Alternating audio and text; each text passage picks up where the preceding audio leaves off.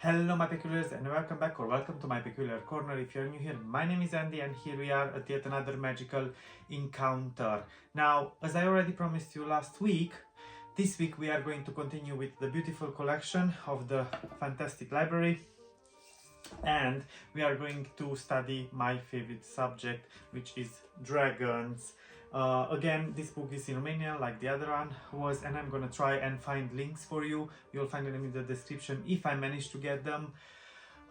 Because I've never searched for these books in English, to be honest. So yeah, let's see. But I think that definitely I can find something in English, hopefully, because really these books, as you saw in the last week's video, are packed with details about magical creatures and also very beautiful illustrations. But without further ado, let's crack on with the show.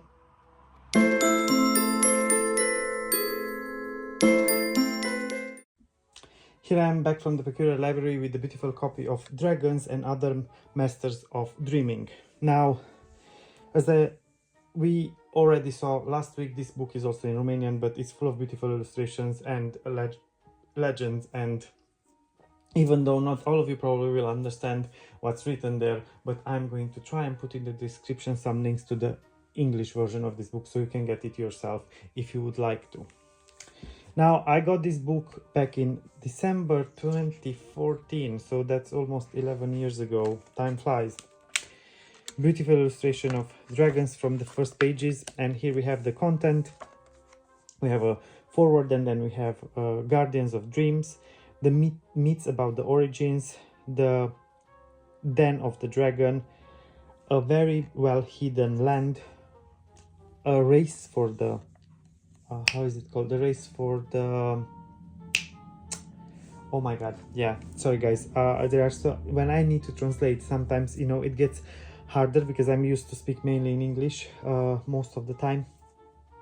So this is a race for the treasure around the world, Siegfried and Fafnir, the language of dragons, the magic of dragons, the time of love, chromatic dragons, metallic dragons, elementary creatures, the egg of a dragon, magical trophies, the journal of a hunter, something about some of the favorite dens of dragons, Merlin and the Dragon of Broceliande, how to domesticate a dragon, killers,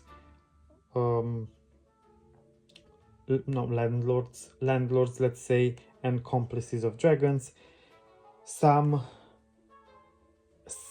famous cousins of dragons, what's left, and conclusion, and some other information.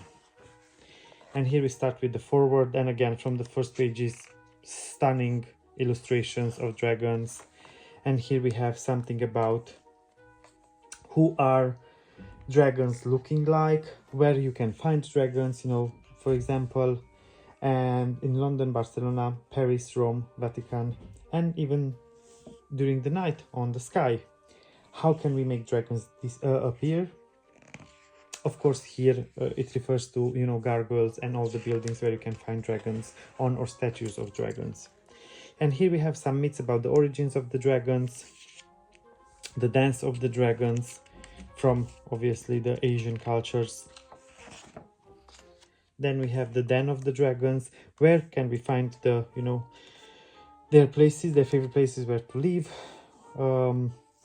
And this is an advice for a beginner hunter, but we already know from the last books and the dragonology books that we should not hunt the dragons. We can just go and observe dragons in nature and just write books about them and their habits. Here we have a very well guarded domain. Here we have beautiful map of a dragon den, and here we have something about goblins, the dragons and their not curses but traps. Then here we have something about the treasures, obviously people being obsessed to getting the treasure, and how the dragons are attacking the people that are trying to steal the treasure. Here we have dragons around the world. We have the Oriental dragon, Occidental dragon, and then we have something about dreams again. and beautiful, again, beautiful illustrations of all the types of dragons. And here we have a legend. We have Siegfried and Fafnir.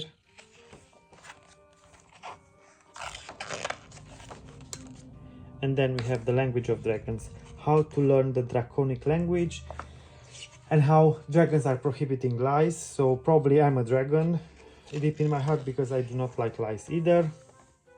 Here we have the magic of dragons, supreme spell, some fairy dragon, and you can see stunning illustrations. Here we have a wizard that looks a bit like Merlin, I would say. Then we have something about love, so when dragons are mating, and also when the gestation and the hatching of the egg starts happening. Then here we have chromatic dragons. We have the blue chromatic, red chromatic, and green chromatic dragons, also black and white, and they are all stunningly, visually stunning. Then we have the metallic dragons, and we have silver, bronze, and golden dragon.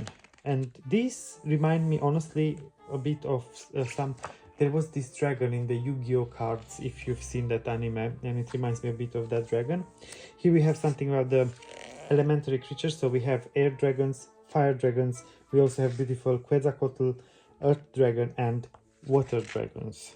As you know, the elements of life are very important, and they are going to be appearing in all the magical books we are going through.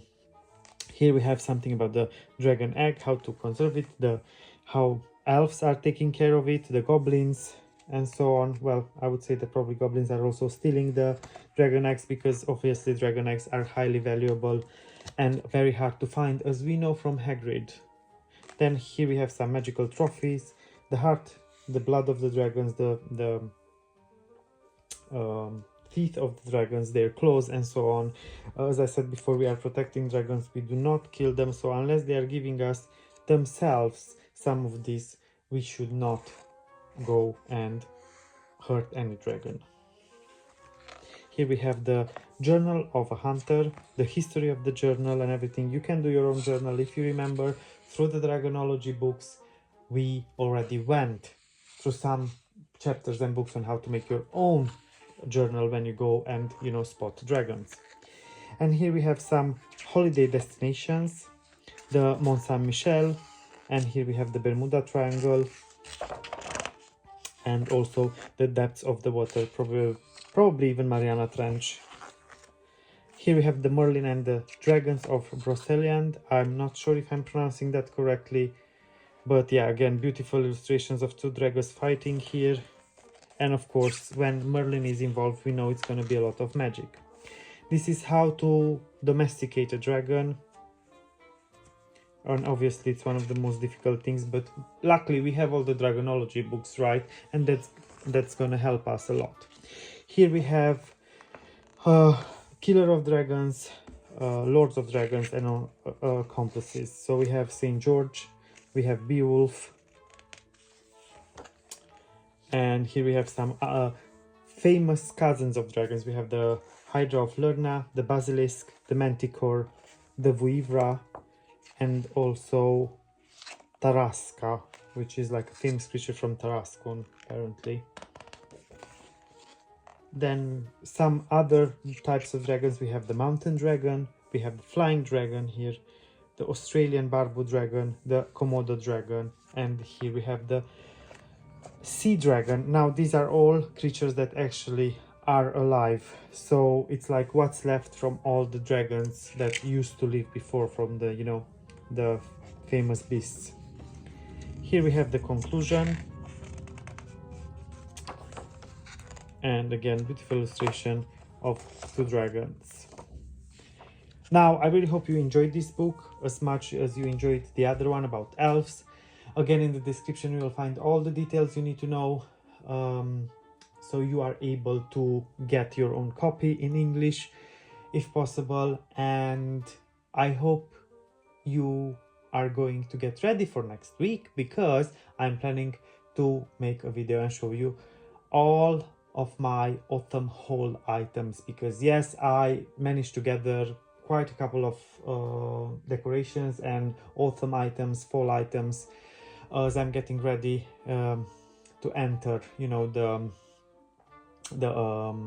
autumn time, because I didn't want to decorate from the beginning of September. So now I'm on holidays in Italy, and I'm gonna definitely decorate once I'm back home tomorrow. But until next week, don't forget two very important things: stay magical, stay peculiar, always. Bye for now.